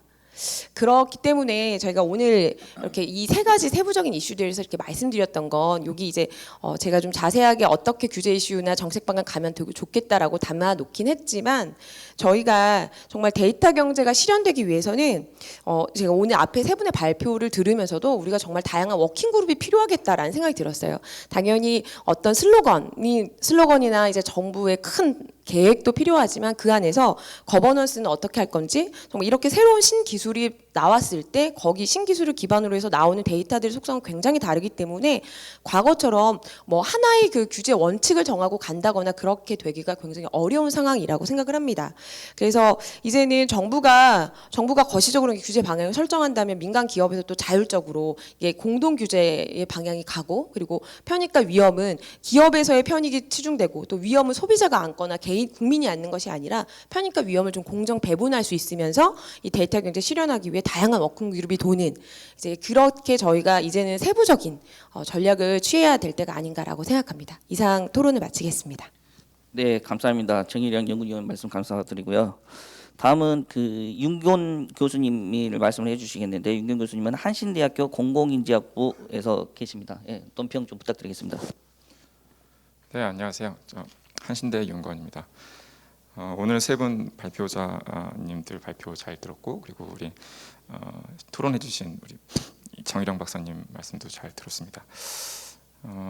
오늘 그 데이터 경제를 생각하면서 결국 핵심이 뭐 여러 가지 뭐 데이터의 관점이 있겠지만 결국 이제 데이터 생성하는 측면 이게 이제 굉장히 중요한 이슈라는 생각이 오늘 들었고 결국 이제 그 우리가 데이터 이코노미라고 하는 게 아니고 데이터 드리븐 이코노미라고 우리가 이해를 하면 그 데이터를 활용해서 이코노미를 한다 할 때 결국 이제 생성된 데이터가 있어야 된다는 거죠.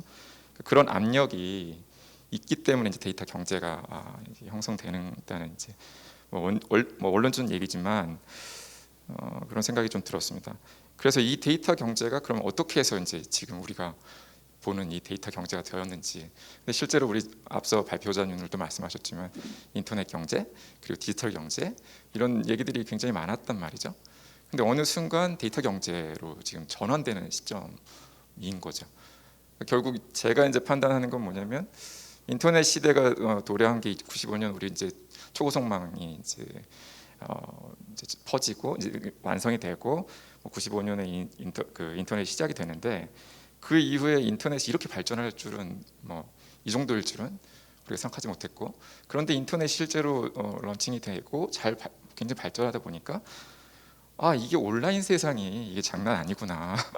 그러면 결국 모든 오프라인에 있는 거를 온라인화하자. 이게 저는 이제 디지털 이코노미 얘기인 것 같아요.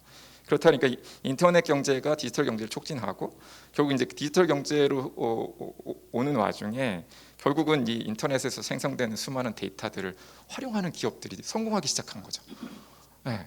근데 그게 성공이 보통 성공이 아니고 굉장한 성공이었고 결국 지금 이제 우리가 보는 이 모습은 인터넷 경제, 디지털 경제를 넘어서는 데이터 경제를 보고 있다라는 생각이 좀 들었습니다.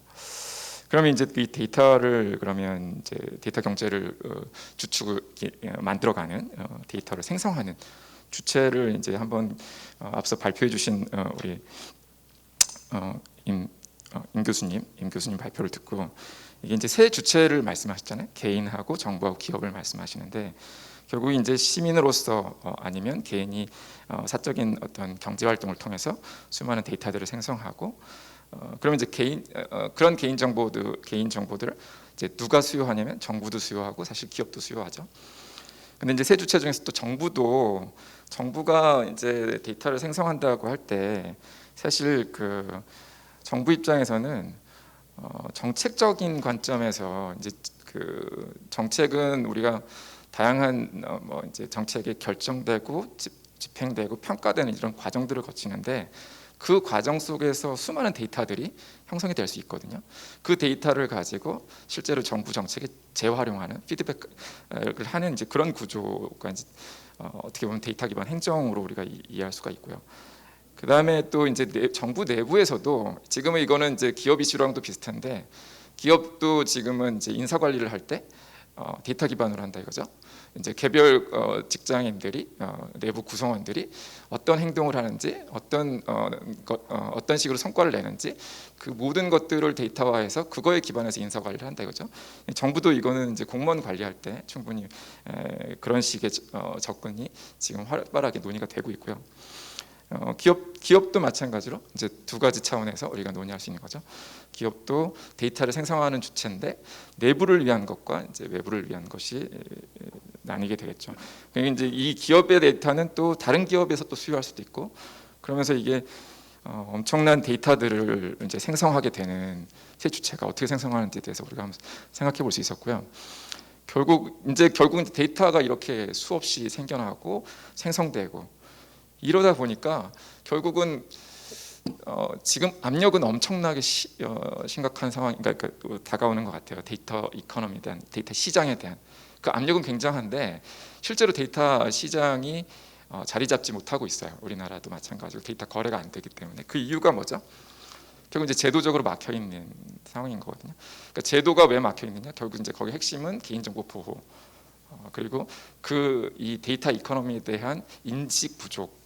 어떤 정부 차원에서의 뭐 이런 것들이 이제 다 결합한 건데 저는 이렇게 생각하는 거죠. 이제 그러니까 정부의 제도라는 것이 바뀌는 거는 이 데이터 압력이 결국은 제도를 바꾸게 하는 어떤 동력이 되고 그래서 실제로 올해 우리가 데이터 3법의 개정을 확인할 수 있었던 것도 이 데이터 압력의 결과다라고 이제 생각이 들고 이렇게 됐을 때는 이제 시장의 활성화는 이제 우리가 조금만 더 있으면 충분히 활성화될 수 있는 어떤 상황이 올 것 같고 여기서 이제 핵심이 개인정보 보호인데 개인정보 보호는 오늘 이제 우리 임태훈 교수님 말씀하신 것처럼 이게 저도 이제 이 데이터 쪽을 계속 보면서 저는 데이터 결합 쪽을 많이 봤었는데 데이터 결합할 때 결국 왜 데이터를 다른 부처에서 안 주냐면 개인정보 보호 때문에 안 주거든요.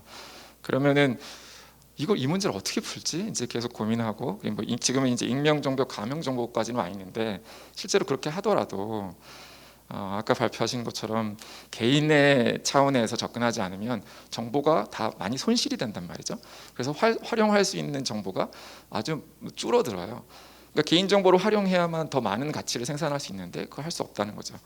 그래서 이 상황은 결국 이제 저도 어떻게든 이 개인에게 어떤 개인과 그리고 개인이 자기가 정보를 보호하고 싶은 것도 있고 그 정보를 통해서 가치를 얻어서 자기가 이익을 보고 싶은 것도 있거든요. 그러면 이 개인 차원을 어떻게 윈윈으로 갈 수 있을지 그걸 고민해야 되고 정말 그 개인 자기가 마이데이터를 그러니까 이제 인터넷상에 있는 거를 가져오는 그런 차원도 중요한데 이 마이데이터를 누군가 활용했을 때 거기서 어떤 걸 내가 베네핏을 받을 수 있는 건지 이런 차원들이 좀 정교화되면 개인정보 보호 문제를 어떻게 이제 윈윈으로 풀어갈 수 있지 않을까라는 이제 그런 생각도 해보고요.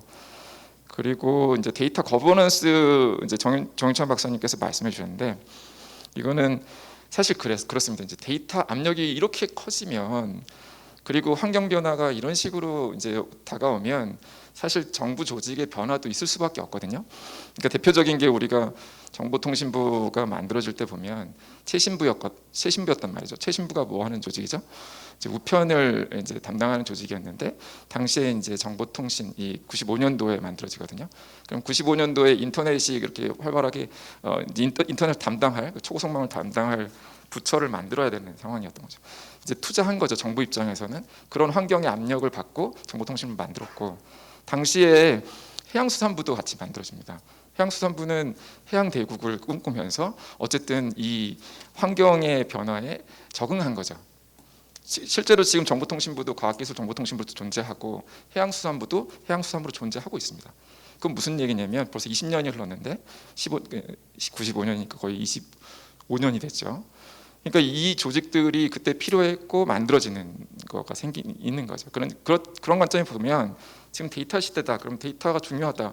그리고 데이터가 엄청난 부가가치를 창출할 수 있고 수많은 사람들에게 개별적으로 맞춤형으로 나에게 어떤 베네핏을 주는 그런 정책들을 해줄 수 있는 아주 중요한 거라고 하면 사실은 이제 정부 조직이 만들어질 수도 있고요.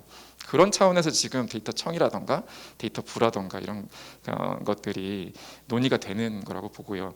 만약에 이게 이제 그렇다 그러면 사실은 데이터의 관점에서는 우리가 프로세스를 생각하면 수집, 구축, 관리, 활용 이런 식의 데이터의 관점을 생각해 프로세스의 관점에서 생각하면 결국 이 기능을 누가 수행하고 얼마나 많은 기능을 같이 수행할까 이게 이제 사실 데이터 쪽에서는 문제가 될 거예요. 그러니까 뭐냐면 예를 들어서 데이터 수집부터 관리, 활용까지 그리고 분석까지 모든 걸 다 하는 조직이 될 거냐?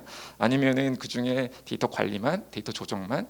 지금 우리가 보는 모습은 지금 데이터 기반 행정 활성화법도 데이터 활성화 위원회가 하는 기능은 조정 역할이거든요. 그러니까 아주 세부적인 데이터 조정 기능만 하는 거죠. 그러니까 이제 그렇게 할 건지 아니면 조금 더 데이터 산업도 하고 데이터 경제도 하고 그리고 데이터 기반 정책도 하고 이런 것들을 종합적으로 하는 그런 부처를 만들 건지 이거에 따라서 만약에 기능을 아주 많은 기능들을 수행해야 하면 부처 조직으로 가야 되고요. 그리고 조금 그 중에 일부만 하나만이라고 한다면 청조직으로 가야 됩니다. 그리고 이제 하나 이슈가 아까 정윤찬 박사님 말씀하신 것처럼 지금 통계청과 그리고 통계청이 이제 통계라는 통계 데이터를 가지고 있고 그리고 데이터의 관리부처는 행정안전부가 지금 공공 데이터를 관리하고 있기 때문에 정부 차원에서는 민간 데이터까지 해서 과기부, 행안부 그리고 통계청 요 세 조직이 가장 밀접하게 지금 관련이 돼 있거든요. 그럼 이런 조직들의 이제 관련성을 어떻게 가져갈지 그 안에서 어떻게 기능 조정을 할지 그런 것들이 얘기가 될 것이고 거기에 이제 하나가 추가가 될 수가 있는 게 이제 정책 기획적인 차원인데요. 이거는 이제 우리가 데이터를 이제 활용한다고 할 때 정부 차원에서는 미래 예측의 활용을 많이 할 수 있습니다. 이제 그렇다 그러면은 미래 예측, 미래 전략을 세우고 만들어 가는데 이제 활용할 수 있는 그러면 이제 그게 지금 기획재정부에서 하는 역할인데 거기까지도 이제 고민이 될 것 같습니다. 마지막으로 그 데이터 격차 말씀해 주신 우리 김미경 교수님 말씀해 주셨는데 결국 이걸 해결하는 거는 데이터 역량입니다. 데이터 역량이고 그 데이터 역량은 데이터 교육에서 나오는 거고요. 그리고 우리가 참 그래도 우리가 희망이라기보다는 이제 지금 초등교육의 이 소프트웨어 교육이 이제 의무화되고 그리고 중고등학교가 의무화된단 말이죠. 제가 알기로 2024년에 대학교 1학년 학생들이 이 소프트웨어 교육을 다 받고 나온다고 합니다. 그렇다고 하면 이미 이제 우리가 사회적으로는 데이터 역량의 차원이 저변이 깔리는 거고요. 그렇게 됐을 때 이제 저는 이거를 이게 어떤 영향을 일으키느냐 결국 이제 데이터 문화를 형성할 거다. 그러니까 데이터 드리븐 컬처를 형성할 거고 그렇게 되면 이제 이게 선순환 구조로 데이터 격차까지도 해소해 갈 수 있지 않을까 이렇게 생각해봤습니다. 이상입니다. 네, 감사합니다. 두 분의 그 토론자분들의 그 좋은 의견이 있었고요. 혹시 이 논평에 대해서 그 발제하신 세 분께서 좀 이 의견을 말씀하실 분 있으면 좀 짧게 말씀해 주시면 제가 그 사전 질문하고 온라인 질문을 좀 간단하게 말씀드리도록 하겠습니다. 혹시 뭐 본부장님부터 두 발제 없습니까? 그 혹시 교수님, 임 교수님 괜찮으세요? 그러면 교수님 방금 의견 두 분 주셨는데 혹시 저하고는 별로 알겠습니다. 네, 알겠습니다. 그러면 저 시간도 지금 많이 지나서 제가 지금 저희가 온라인으로도 지금 이게 방송이 되고 있고 또 사전 질문을 또 받아서 이 의견을 좀 청취를 했습니다. 그래서 제가 간략하게 세 분께 좀 들어온 질문을 좀 이야기를 할 텐데요. 우선 그 종용찬 본부장님한테 지금 실시간 온라인 질문이 방금 들어왔는데 본부장님 색다른 주제 발표 준비하시나 수고 많으셨습니다. 제목이 데이터 주권과 거버넌스라고 되어 있는데 이를 데이터 소유권과 데이터 처리 주체라고 표현해도 되는 건지요? 데이터는 요리로 말하면 재료인데 데이터 요리로 통계를 만드는 통계청이 데이터를 만드는 것이 당연한 것은 아닌지 모르겠습니다. 재료가 없이 요리를 만들어 즐길 수 없다고 봅니다. 이에 대해서 어떻게 생각하시는지 본부장님 잠깐 생각을 해주시고요. 그다음에 그 임태훈 교수님한테 또 질문이 왔는데 마이데이터는 자신의 정보 제공으로부터 받는 혜택에 따라 그러니까 유인이 발생하는 그룹이 이제 나뉘잖아요. 근데 예를 들어서 정보 제공으로 할인 쿠폰이라든지 포인트, 상품권 등의 혜택을 제공한다면 저소득층은 마이데이터 제공사가 있을 수 있으나 고소득층은 굳이 이제 자신의 정보를 드러내려고 하지 않는다. 이렇게 정보 제공 유인에 따라서 편향된 데이터가 구축될 가능성이 있는데 이에 대해서 어떻게 생각하는지 좀 잠깐 고민을 해주시고요. 김기경 교수님한테는 또 이런 질문이 왔습니다. 플랫폼 데이터 경제 참여 격차를 해소할 수 있는 방안으로 개인의 데이터 리터러시 향상을 제안해 주셨는데 개인의 데이터 리터러시를 향상시킬 수 있는 방안이 어떤 것이 있는지 간단한 의견을 듣고 싶다. 이렇게 의견이 왔고요. 그 외에 또 실시간 질문들이 많이 들어왔습니다. 근데 우선 이렇게 제가 이제 3가지 질문을 뽑았고요. 본부장님부터 저희가 이제 시간이 없으니까 한 1-2분 동안 잠깐씩 말씀을 해주시면 고맙겠습니다. 뒷부분에 통계청 질문이 뭐였죠? 재료 뭐. 본부장님 질문은 데이터 주권과 거버넌스라고 되어 있는데 제목이 이를 데이터 소유권과 데이터 처리 주체라고 표현해도 되는 건지 이거 하나고요. 네. 또 다른 건 데이터는 요리로 말하면 네. 재료인데 이게 이제 통계청이 데이터를 맞잖아요. 네. 근데 그게 너무 당연한 거 아니냐 이런 질문. 그리고 이제 재료가 왜 없어 요리를 만들면 재밌게 만들 수 없고 즐길 수 없다. 뭐 이런 뜻의 질문이 왔었거든요. 예. 그 뭐 질문해 주신 취지를 감안하면 이제 데이터 주권을 제가 아까 설명할 때 결국 개인 차원, 기업 차원, 국가 차원에서 이제 주권의 문제를 어떻게 해소해야 되는지를 고민해야 될 때라고 저는 봤고요.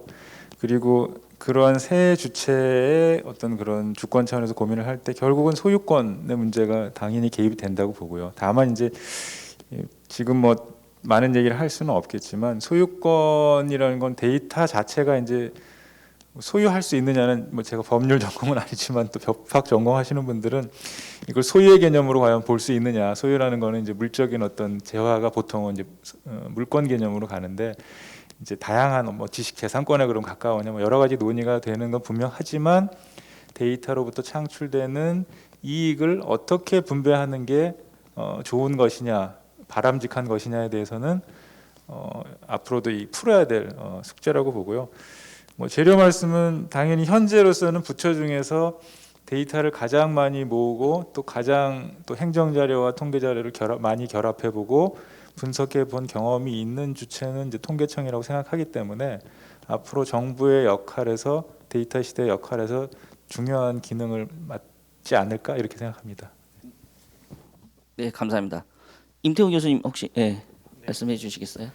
네, 정보 편향 이제 고소득층의 개인 데이터와 상대적으로 이제 저소득층의 개인 데이터의 편향을 이제 질문하신 것 같은데요. 그 사실 마이데이터의 초점이 여기에 있지는 않습니다. 그러니까 고소득층이든 저소득층이든 자신의 데이터를 제3자에게 주고 싶은 사람은 자기 본인의 동의에 의해서 자기 본인의 결정에 의해서 주면 되는 것이 핵심이거든요. 그러니까 고소득층도 지금 자기의 데이터가 드러나지 않는 거를 원하는 사람들은 뭐 이마트에서 하는 경품 이벤트 이런 데 참여를 하지 않죠. 그런 것이 이제 온라인으로 바뀌어서 좀 더 쉽게 그 마이데이터 서비스들이 만들어진다고 하더라도 본인의 선택에 의해서 자신이 그 정보 제공에 참여하고 싶으면 그 서비스를 이용하면 되는 것이고요. 고소득층이라도 내 데이터가 드러나서 나는 쿠폰을 받고 싶다. 그러면 이제 참여하면 되는 문제입니다. 이게 개인 혜택이 돌아가는 데 있어서의 편리함 또는 이런 정보를 기존의 플랫폼들이 주지 않는 거에 대한 해결 방안인 것이지 개인 데이터를 뭐 국가 차원에서 전부 모아서 편중 없이 계층별로 다 계층이라는 표현이 조금 그렇긴 합니다만 이 모든 국민들의 데이터를 어떻게 관리를 하겠다 이런 취지는 아니기 때문에 개인 선택에 달린 문제라고 보시는 게 정확할 것 같습니다. 네, 감사합니다.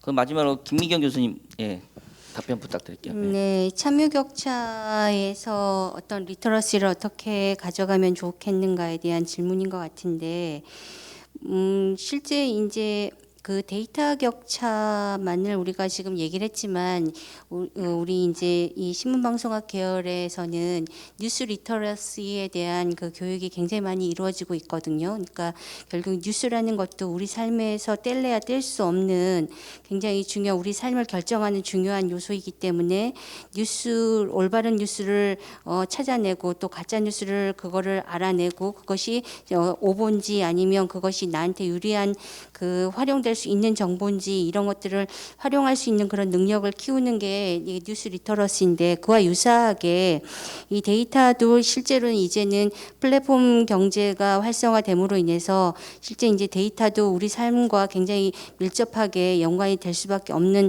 현실이기 때문에 데이터의 생성이라든지 또 데이터 생성의 방법이라든지 데이터를 생성함으로써 발생할 수 있는 어떤 프라이버시 문제라든지 또는 알고리즘에 의해서 어떻게 우리의 그 데이터가 알고리즘에 의해서 어떻게 방향이 정향성이 달라질 수 있는지 뭐 이런 것들에 대한 전반적인 교육이 필요할 거라고 보여집니다. 근데 지금 좀 전에 이제 우리 여자 선생님께서 그 토론하시는 얘기 중에서 제가 되게 인상 깊게 들었던 것이 결국에는 편익과 그 위험에 대한 그런 그 두 가지를 동시에 같이 알아낼 수 있는 그러한 교육들로 가야 된다라는 생각이 들고, 그리고 이제 그 결국에 최종적으로는 이게 이제 데이터와 관련된 보편적인 어떤 의식과 그런 복지까지도 거기까지 가야 되지 않겠느냐 이런 생각을 하게 됐습니다.